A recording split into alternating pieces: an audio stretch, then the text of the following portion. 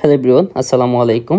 আজকে আমি এসএসসি 27 ব্যাচদেরকে নিয়ে কথা বলবো। সো তুমি যদি এসএসসি 27 ব্যাচের স্টুডেন্ট হয়ে থাকো তাহলে ভাইয়া এই ভিডিওটা তোমার জন্য অনেক অনেক বেশি ইম্পর্টেন্ট। তুমি যদি ভিডিওটা শেষ পর্যন্ত দেখো তাহলে আমি এতটুকু তোমাকে আশা দিতে পারতেছি তুমি উপকৃত হবা। সো আর বেশি কথা না বেরিয়ে আমি ভিডিওটা কন্টিনিউ করি। সো আমি যদি প্রথমে একটু তোমাদের টাইমলাইনটা যদি একটু দেখি তাহলে ভাইয়া দেখা যায় যে তোমাদের কিন্তু বছরের অলরেডি 1 ইয়ার কি হয়ে গেছে, শেষ হয়ে গেছে, রাইট? তোমাদের কিন্তু সামনে হলো তোমাদের ফাইনাল এক্সাম, মানে বার্ষিক এক্সাম বলা যায়। তো এরপরে হলো তোমাদের ক্লাস 10 মানে লাস্ট ইয়ার, এসএসসি এর লাস্ট ইয়ার শুরু হয়ে যাবে। সো এটাই হলো তোমাদের একদম লাস্ট ইয়ারের লাস্ট গেম বলা যায় আর কি। সো হাতে বলতে গেলে তোমাদের বলতে গেলে 1 ইয়ার সময়ই আছে। সো এই সময়ের মধ্যে আসলে তোমাদের পড়াশোনাটা যতটুকু গুছানো প্রয়োজন ততটুকু গুছিয়ে নিতে হবে। সো তাইলে দ্যাট মিনস আমাদের হাতে সময় আছে হলো সামনের বছরের টু তোমার হলো 2016। তাইলে আমাদের সামনে সময় আছে হলো 2016, শুধু এই একটা 1 ইয়ার, এই সময়টাই আছে মেনলি বলতে গেলে। কারণ হলো তোমাদের সামনে এই বছরের সময়গুলো আর ধরা যাবে না, কারণ অলরেডি অক্টোবর চলতেছে, এখন অলরেডি চলতেছে হলো অক্টোবর আজকে হলো তোমার 23 তারিখ। আমি যখন ভিডিওটা রেকর্ড করছি তখন 23 তারিখ। সো সামনে হয়তো বা তোমার নভেম্বর আছে, এরপর হলো তোমার ডিসেম্বর আছে, রাইট?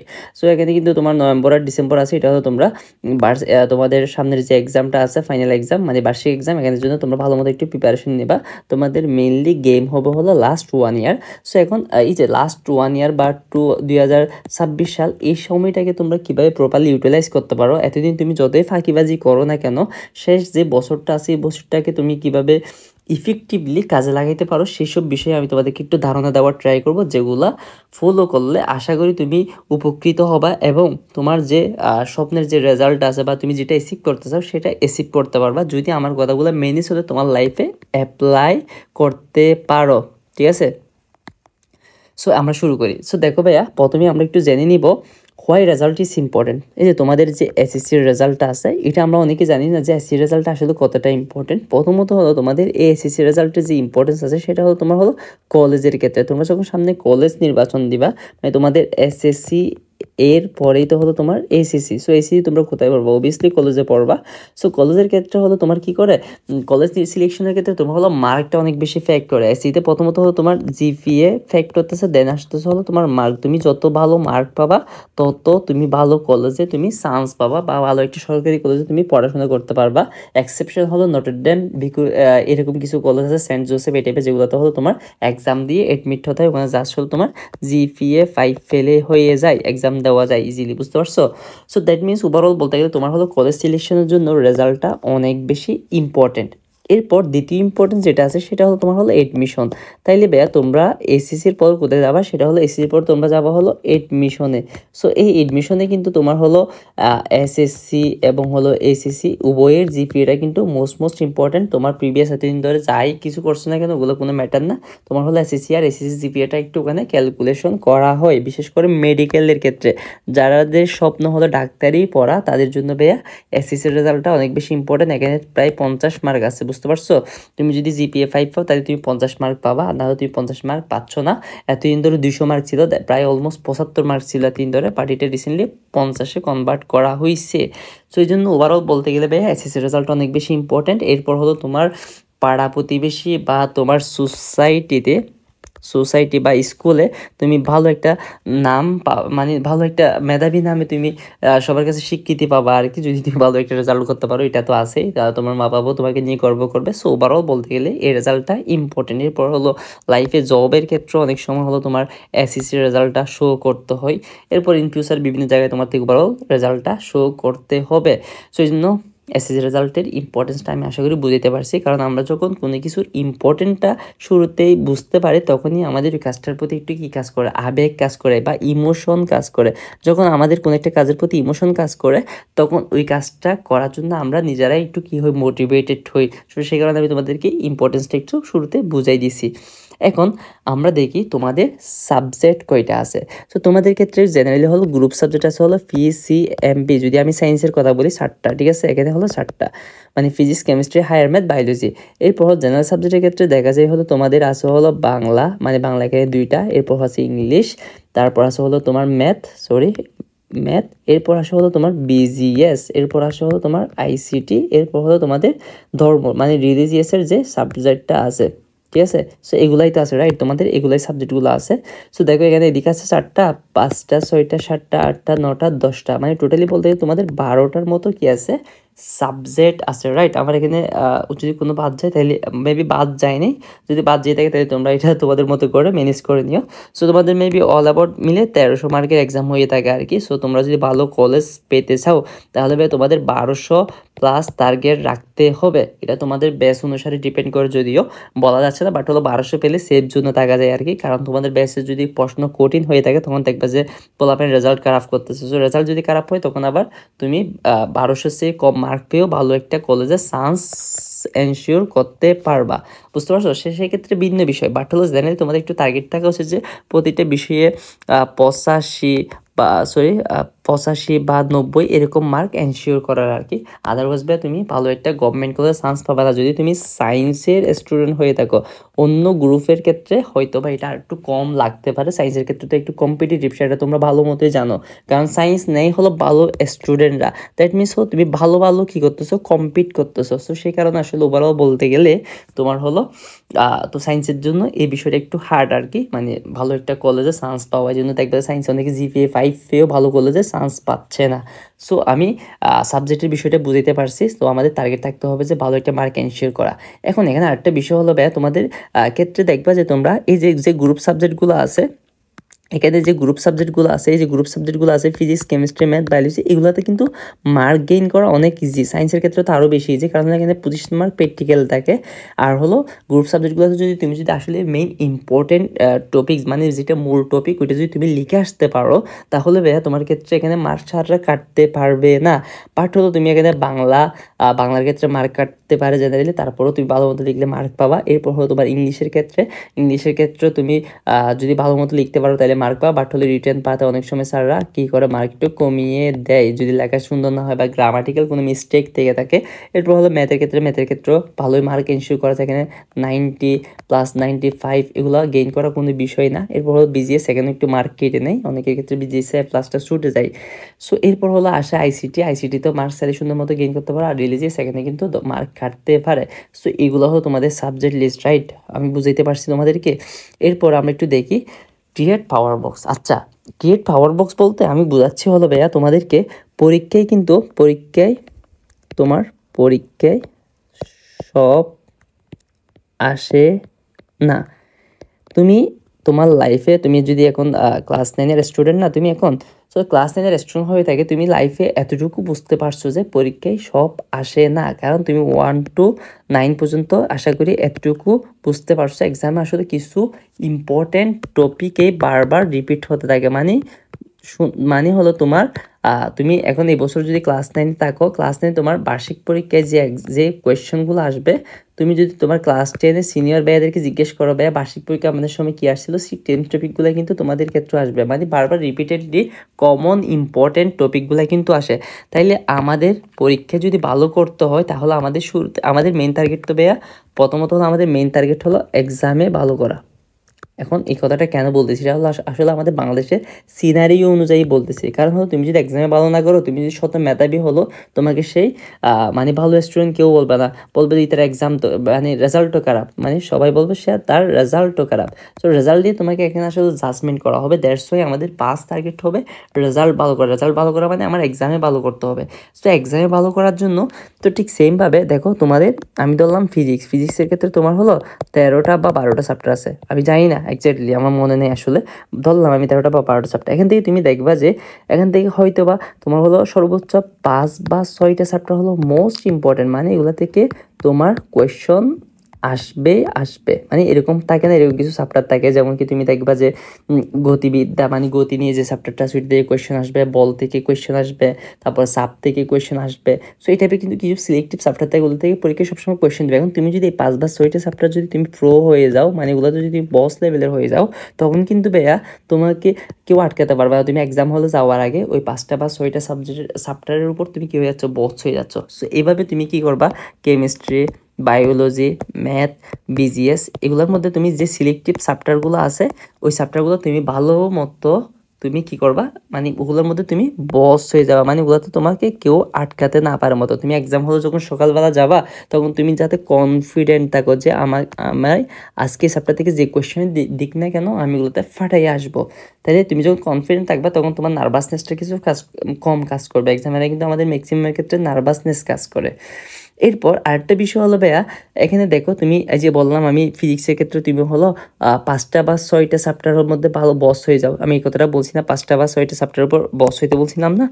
এই যে 5 বা 6টা চ্যাপ্টার, এই 5 বা 6টা চ্যাপ্টারের মধ্যে কিন্তু আবার সব টপিক থেকে কোয়েশ্চেন আসে না। এখানের মধ্যে সব টপিক থেকে কোয়েশ্চেন আসে না, কোয়েশ্চেন আসে না, রাইট। এতটুকু এটাও তো তোমরা আশা করি তুমি বুঝতে পারছো। এখানের মধ্যে কিছু সিলেক্টিভ টপিক আছে যেগুলো থেকে রেগুলার স্যাররা কোয়েশ্চেন করে থাকে। সো তুমি ওই সিলেক্টিভ টপিকগুলোর মধ্যে বস হয়ে যাবা। সো এতদিন ধরে এই যে তুমি ক্লাস 9, 10 তুমি যে 9-এ সারা বছর পড়াশোনা করো কোনো লাভ হয় না। কারণ হলো তুমি পরীক্ষায় যা প্রয়োজন তুমি তা পড়ো নেই বলেই তুমি আলটিমেটলি সারা বছর কিছু শেষ করতে পারো না, অথবা তুমি দৌড়াইছো, মানে সব কিছু শেষ করছো, সব কিছু পড়ছো, বাট হলো তোমার পড়ার মতো পড়া হয়নি, যার কারণে তোমার কিছুই মনে নেই আলটিমেটলি। এরকম আমি আমার একটা স্টুডেন্ট আছে, আমি ওর ক্ষেত্রে দেখছি ও সারা বছর পড়াশোনা করছে, মানে সব মোটামুটি শেষ করছে, বাট আলটিমেটলি সে পরীক্ষার জন্য যা ইম্পর্টেন্ট সেগুলাই পারে না। তাইলে আলটিমেটলি ফলাফলটা আসলো কি, রেজাল্ট রেজাল্ট হলো তোমার শূন্য। হ্যাঁ, সে কিছুটা জানে, বেসিক জানে, ভালো কথা, বাট আলটিমেটলি সে তো এক্সামে ভালো করতে পারতেছে না, দ্যাট মিনস তার ফলাফল শূন্য। মানে তোমার ফ্যামিলি বা আশেপাশের মানুষজন তোমাকে এইভাবেই বিচার করবে। সো আমি আশা করি এই যে পাওয়ার বক্সের যে বিষয়টা, এটা আমি তোমাদেরকে বুঝাইতে পারছি। এটা ম্যাক্সিমাম ক্লাস টপাররা এই জিনিসটা করে থাকে, দ্যাটস ওয়াই তাদের রেজাল্টগুলো ভালো হয়। আমরা এই জিনিসটা বুঝি না বলে আমাদের রেজাল্টটা খারাপ হয়। আমাদের মেইন ফোকাস থাকতে হবে পরীক্ষায় যেগুলো আসে ওগুলো যাতে আমি ভালো মতো আনসার করে আসতে পারি। এই জন্য এগুলোর জন্য তোমার কী করতে হবে, তোমার হলো কোয়েশ্চেন ব্যাংক সলভ করতে হবে। কোয়েশ্চেন ব্যাংক বলতে আমি বোঝাচ্ছি হলো তোমার টেস্ট পেপার বা তোমাদের যে গাইড বুক আছে ওগুলো একটু তোমাদের সলভ করতে হবে। যখন তোমরা সলভ করবা তখন তোমরা বুঝতে পারবা যে আসলে বোর্ডে কোন কোয়েশ্চেনগুলো বারবার রিপিটেডলি আসতেছে। ওকে, এরপর ভাইয়া দেখি স্টাডি রুটিন। এখন তোমাদেরকে তবে আমি বুঝাইছি আসলে এক্স্যাক্টলি তোমার কীভাবে প্রিপারেশনটা নিতে হবে। এখন স্টাডি রুটিনের বিষয়টা বলি। আমাদের অনেক স্টুডেন্টরা কোয়েশ্চেন করে থাকে যে ভাই সারাদিন পড়তে হবে নাকি, মানে সকাল 6টা থেকে রাত 10টা বা 12টা পর্যন্ত পড়াশোনা করা উচিত কিনা। আমি বলবো ভাইয়া, যদি তুমি মুসলিম হয়ে থাকো তাহলে তুমি এভাবে তোমার দিনটাকে সাথে কারো ফজর, জোহর, তোমার হলো আসর, এরপর হলো মাগরিব, আর রাতে হলো তোমার ঘুমানো পর্যন্ত, মানে জি দিয়ে আমি এটা প্রকাশ করতেছি, মানে ঘুম। ঠিক আছে, সো দেখো তুমি ফজর থেকে জোহর একটা স্লট পাচ্ছ, এরপর জোহর থেকে আসর। সো এই সময়ের মধ্যে তুমি হলো 5, 6 বা 7 আওয়ার সময় পাচ্ছ, এরপরে গেলে 3 বা 4 আওয়ার সময় পাচ্ছ। তো এভাবে যখন তুমি তোমার দিনটারে সাজাবা, মানে 5টা ভাগে ভাগ করে ফেলছো। সো এটা হলো মেইনলি সবচেয়ে সেরা সময় আর কি, ফজর থেকে জোহর পর্যন্ত। সো এটা যদিও তোমাদের স্কুল টাইম হওয়াতে এটাতে আসলে আমরা ম্যাক্সিমামে মানে নিজের পার্সোনাল পড়াশোনাটা করা যায় না। সকালবেলা একটু হয়তো 1-2 ঘন্টা সময় পাও, তারপরও জোহর থেকে আসর এটা স্কুল টাইমে চলে যায়। আসর থেকে মাগরিব এই টাইমটাতে হয়তো অনেকে প্রাইভেট বা ক্লাস করে থাকো, বাট মাগরিব থেকে রাত এটা হলো তোমাদের জন্য মেইন স্লট আর কি। সো এই সময়টাতে একটু মোটামুটি নিজের পার্সোনাল স্টাডিটা দেওয়ার ট্রাই করবা আর কি। আর প্রত্যেকটা একটা কাজ করি, সেটা হলো ডেইলি ট্র্যাকিং। ডেইলি ট্র্যাকিং মানে বোঝাচ্ছে হলো তুমি প্রত্যেক দিন সকালে ঘুম থেকে উঠে লিখে নিবা যে আজকে কি কি করতে হবে, মানে তোমার টু ডু লিস্ট, এটা বলা হলো টু ডু লিস্ট। মানে তোমার টু ডু লিস্ট করবা, মানে তোমার আজকে কী কী কাজগুলো বাকি আছে ওগুলো যখন তুমি শিডিউলি এভাবে সিকোয়েন্সলি সাজিয়ে লিখবা, এভাবে যখন তুমি খাতার মধ্যে লিখে ফেলবা, এরপর তুমি সারাদিন দেখবা যে আজকে কয়টা কাজ শেষ, এভাবে তুমি টিক চিহ্ন দিবা, দেন তুমি বুঝতে পারবা আসলে তোমার উন্নতি হচ্ছে না কি উন্নতি হচ্ছে না। সো এটা হলো মেনলি স্টাডি রুটিনের বিষয়। আর এখানে কত ঘন্টা পড়তে হবে এটা ডাজেন্ট ম্যাটার, তোমার যতক্ষণ ইচ্ছা ততক্ষণ পড়িও, বাট হলো গুছিয়ে পড়াশোনা করিও। গুছিয়ে পড়াশোনা না করলে আলটিমেটলি দিন শেষে মনে হবে কিছুই শেষ হয়নি। সেই বিষয়টা আমি তোমাদেরকে পূর্বে ব্যাখ্যা করে আসছি। আরও যদি তোমাদের কোনো কোয়েশ্চেন থেকে থাকে তাহলে ভাই আগে কমেন্ট বক্সে জানিও, আমি ওগুলার আনসার দেওয়ার ট্রাই করব। ওকে, এরপর হলো আমরা একটু দেখি ডেইলি রিভিশন হ্যাবিট। আচ্ছা, এটা ভাই অনেক বেশি ইম্পর্টেন্ট আমাদের লাইফে। রিভিশনটা যদি না করো, রিভিশনের জন্য বেস্ট ওয়ে হলো এক্সাম দেওয়া। কোন একটা চ্যাপ্টার পড়ার পর একটু তুমি এক্সাম দিয়ে তুমি বুঝতে পারবা এক্স্যাক্টলি তোমার আসলে শেষ হয়েছে কিনা, মানে এক্স্যাক্টলি তুমি আসলে কমপ্লিট করতে পারছো কিনা বা তোমার কত পার্সেন্ট শেষ হয়েছে।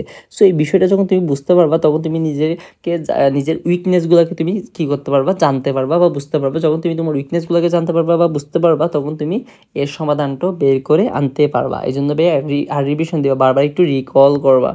এটা বলো রিকল, মানে অ্যাক্টিভ রিকল বলে। মানে তুমি যখন মাঝে মাঝে আমাদের কিন্তু পড়তে ইচ্ছা করে না, যখন পড়তে ইচ্ছা করে না তখন তুমি এই যে মানে তোমার পূর্বে যে পড়াশোনাগুলো তুমি শেষ করে আসছিলে ওগুলো একটু তুমি উল্টাই পাল্টাই রিভিশন দিবা। এই রিভিশনটা যদি তুমি দাও তাহলে তোমার পড়াগুলো মাথার মধ্যে ধীরে ধীরে কী হয়ে যাবে, সেট হয়ে যাবে। এটা করো না বলেই তোমাদের অনেকের ক্ষেত্রে পড়া মনে থাকে না, পড়া মনে থাকে না, পড়া ভুলে যাও। এই কোয়েশ্চনটা প্রায় স্টুডেন্ট করে থাকে।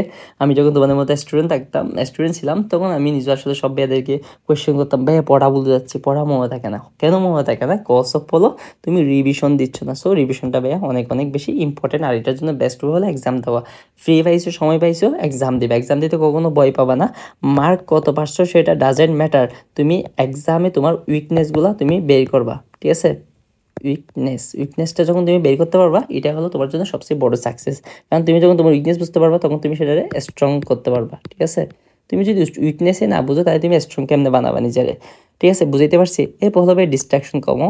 ভাইয়া তোমরা বেশিরভাগই এখন হয়তোবা খেলাধুলা, গেম খেলতেছো বা মোবাইল টিপতেছো, এরকম নানাভাবে তোমাদের টাইমটা ওয়েস্ট করতেছো, অথবা বন্ধুদের সাথে আড্ডা মারতেছো, ঘোরাঘুরি করতেছো, এগুলো একটু কমিয়ে দাও ভাইয়া। কারণ হলো তোমাদের হাতে আর সময় আছে 1 ইয়ার। সো 1 ইয়ারের মধ্যে তোমাদের ফুল সিলেবাস কমপ্লিট করতে হবে।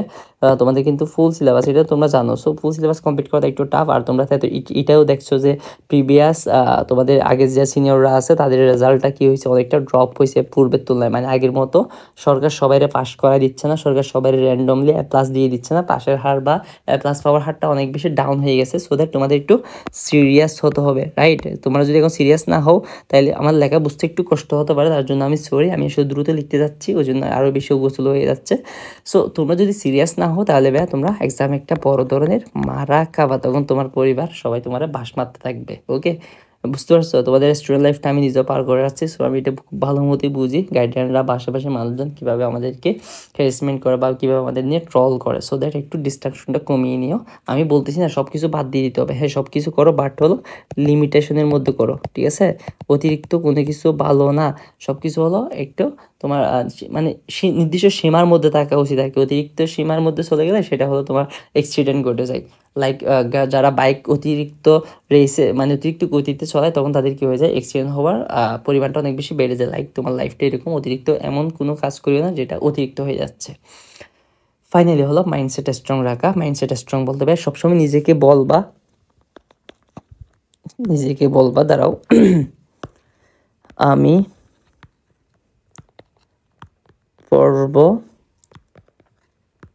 পড়লে আমি পারবো। আচ্ছা, তোমাদেরকে যদি কোয়েশ্চেন করা হয় ভাই তুই মানে তোর রেজাল্ট খারাপ কেন, তখন তোমরা বলো না ভাই আমি পড়িনি বলে আমার রেজাল্টটা খারাপ হয়েছে, এরকম একটা আমরা কথা বলে থাকি না? সো এখন তো এটা আসলে সত্য, থ্রু আমরা পড়ি না বলে আমরা রেজাল্টটা খারাপ করি। পৃথিবীতে আমি মনে করি সবাই সেম মেধাবী, জাস্ট হলো আমাদের এফোর্টটা ভিন্ন হয়। আর হলো আমাদের STRATEGO মনে হয়, বানানটা মনে নেই, স্ট্র্যাটেজি। সো আমাদের স্ট্র্যাটেজিটা ভিন্ন হয় বলে দেড়শো আমরা আসলে ভালো করতে পারি না। তুমি যদি সব গাধার মতো পড়ো তাহলে তুমি আলটিমেটলি পরীক্ষায় খারাপ রেজাল্ট করবে। এটা হচ্ছে সিম্পল বিষয়, সেটা আমি তোমাদেরকে পূর্বে এক্সপ্লেন করছি। যদি সবসময় মাইন্ডসেট এটা রাখবা যে আমি পড়বো, আমি চেষ্টা করবো, আমি আমার সর্বোচ্চটা দিয়ে যাবো, বাকিটা আমার সৃষ্টিকর্তার উপর। সো আমি পড়লে আমি পারবো, এভাবে একটা মাইন্ডসেট রাখবা আর কি। সো দেখা হচ্ছে পরবর্তী কোনো একটা ভিডিও নিয়ে। সে পর্যন্ত ভালো থাকো, আল্লাহ হাফেজ। আর ভিডিওটা ভালো লাগলে বেয়ার চ্যানেলটা সাবস্ক্রাইব করে দিও। তোমাদের যদি রেসপন্স পাই তাহলে আমার থেকে আসলে পরবর্তী ভিডিওগুলো বানাতে অনেক বেশি ভালো লাগে বা মেক করতে ভালো লাগে। সো দ্যাট একটু রেসপন্স করিও। এবং হলো তোমাদের যদি কোনো কোয়েশ্চেন থেকে থাকে তাহলে ভাইয়াকে ফ্রিলি জানিও, আমি রিপ্লাই দেওয়ার ট্রাই করব। এবং আমি ট্রাই করব তোমাদের সামনে তোমাদের স্টাডি রিলেটেড বিভিন্ন চ্যাপ্টারের জটিল টপিকগুলো নিয়ে ভিডিও আনার। সো সেই পর্যন্ত ভালো থাকো, আল্লাহ হাফেজ, আসসালামু আলাইকুম।